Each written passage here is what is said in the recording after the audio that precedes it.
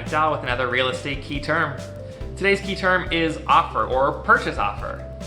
Once you've settled on the home that you're going to buy, your realtor is going to write up a contract for you, and that is your purchase offer. Of course, the biggest part of this is going to be what are you offering to pay for this home? But there's a lot of other parts of this contract as well. Part of that is any contingencies you want to add, things we've already covered before, like your mortgage contingency or your home inspection contingency. Any credits you want to ask for. Closing cost credits are a big one people have heard about. You can ask for repair credits, you can ask for new appliance credits, things like that. The closing date is in this offer as well. How long after acceptance do you plan on closing? 6 weeks is pretty standard, but you can do it faster, you can do it slower. And then the other thing is actually, what are you offering to buy?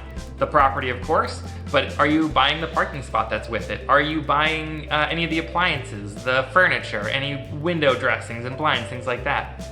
All of these make up your purchase offer. It's not just the price of the house. If you have any terms you want to see me define, go ahead and leave them down in the comments. I'd be happy to get them for you.